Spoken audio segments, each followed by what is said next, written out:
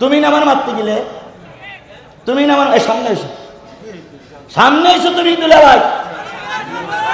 এই এই যে এই যে এই যে এই যে এই যে ইনি আমাকে বলেছিল, এই যে এই যে এই যে এই যে এই যে ভদ্রলোকের বাচ্চা, এই যে ভদ্রলোকের বাচ্চা। এখন যদি ঘরের তরল দিয়ে বলেন হুজুরের ধরনের কথা বলা যাবে না, তাহলে আমাকে দাওয়াত করলেন কেন? তাবলীগের হুজুর দাওয়াত করা অনেক ভালো ছিল।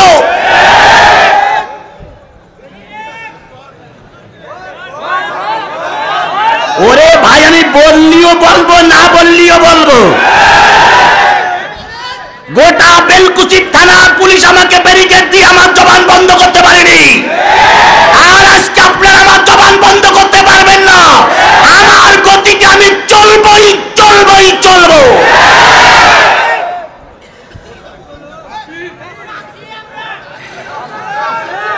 এবার আমি আপনাদের কাছে শোনেন, আমি আপনাদের কাছ থেকে একটা বায়াত নেব, একটা বায়াত। সরেন সরেন, আপনারা সরেন, আপনারা সরেন। আমি, আমার দায়িত্ব, আপনাদের দায়িত্ব নয়, আপনাদের দায়িত্ব নয়, আমার দায়িত্ব। আপনারা সরেন ভাই, আপনারা সরেন। এ লোক ঠান্ডা করার দায়িত্ব আমার, আপনার না ভাই। আপনিও বসেন, আপনিও বসেন। লোক ঠান্ডা করার দায়িত্ব আমার, আপনাদের কারণ না। একটা দাবি, একটা দাবি শোনেন, একটা দাবি, একটা দাবি। মাহফিল শেষ হওয়ার পরে আমি যতক্ষণ পর্যন্ত এখান থেকে না চলে যাব, একটা মুসলমান ময়দান ছেড়ে চলে যাবে না। কারা কারা রাজি আছেন? দুই হাত উঁচু করে আল্লাহকে দেখান। বাস, বর্তমান এবার আসুন। হয়েছে হয়েছে হয়েছে, সুতরাং আচ্ছা, হবে হবে ইনশাআল্লাহ। আমরা কি শোনার জন্য এসেছি? জোরে বলেন, কি শোনার জন্য এসেছি? শোনার জন্য বসুন। আল্লাহ কবুল করুক। শফিকুল ইসলাম 2000 টাকা। আল্লাহ পাক আমার ভাই শফিকুল ইসলামের দানকে কবুল করুক, সবাইকে দেওয়ার তৌফিক দান করুক। এবার আমরা সূরা সাফের 3টা আয়াতের আলোচনায় যাব। তার আগে একটা তাকবীর ধরিয়ে, তাকবীর ধ্বনি দিয়ে গোটা জাতিকে উজ্জীবিত করে নেই। নারায়ে তাকবীর, লিল্লাহি তাকবীর, আল কোরআনের আলো, তোমার নেতা আমার নেতা, দুনিয়ার মুসলিম, লিল্লাহি তাকবীর। বসুন। কোন সূরা? এবার বাঘের বাচ্চার মতন উত্তর দেবেন। কোন সূরা? 28 নম্বর পারা, 61 নম্বর সূরা। নাম হলো সূরাতুস সফ। 14টা আয়াত, 2টি রুকু। মদিনায় অবতীর্ণ সূরা সমূহের ভিতরে একটা অন্যতম সূরা। 14টা আয়াতের ভিতর থেকে আমি আপনাদের সামনে তেলাওয়াত করেছি 10, 11, 12। স্পষ্ট করে বলেন কয়টা? আরো জোরে বলেন কয়টা?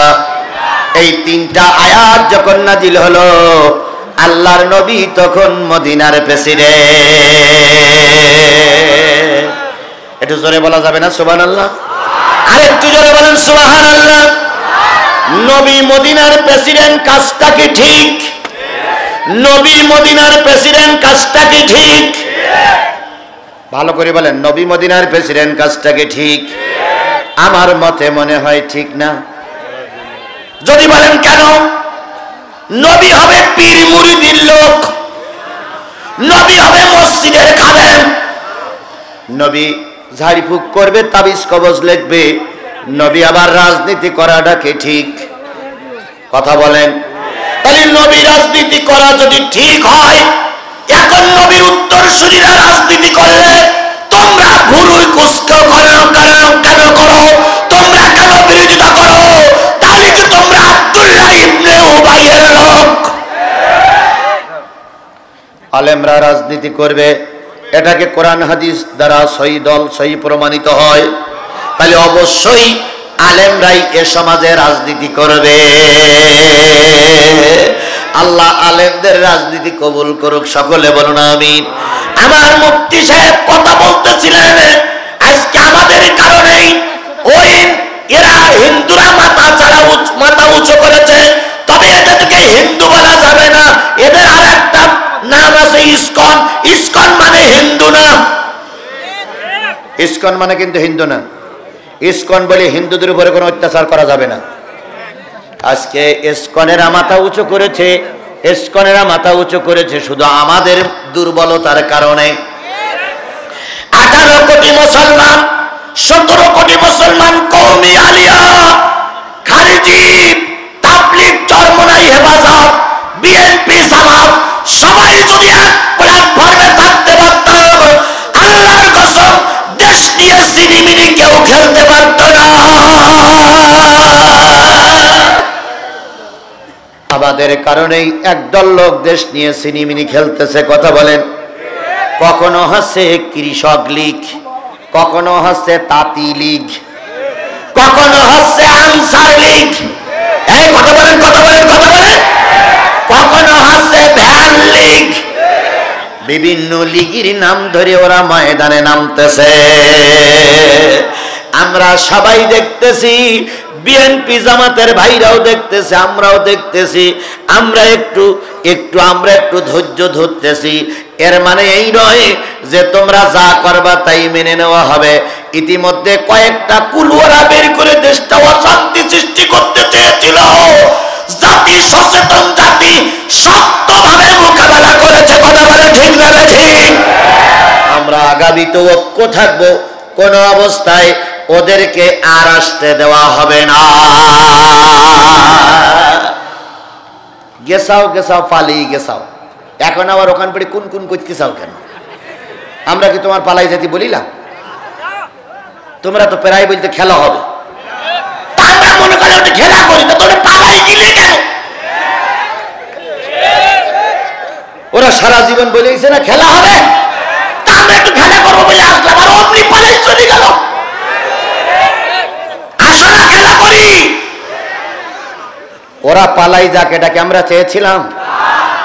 বিএনপি জামাত ওরা পালাই যাক এটা চাইনি। বিএনপি জামাত কি চেয়েছিল? সুষ্ঠু একটা নির্বাচন, গণতান্ত্রিক পদ্ধতি, কথা বলেন ঠিক না ঠিক? সবাই নির্বাচনে আসুক, আওয়ামী লীগ আসুক, জাতীয় পার্টি আসুক, জামাত আসুক, বিএনপি আসুক, সবাই সুষ্ঠু নির্বাচনের মাধ্যমে জনগণ যাদের ম্যান্ডেট দেবে তারাই সরকার গঠন করুক। আমরা তো ওদের পালাই যাবাটা চাইনি। এখন আল্লাহ রাব্বুল আলামিন বললাম তোমরা চাচ্ছ নির্বাচন, আর ওদেরকে আমি চাচ্ছি দেশ ছাড়া করতে, কারণ ওদের কারণে হেফাজতের আলেমরা মাইর খেয়েছে।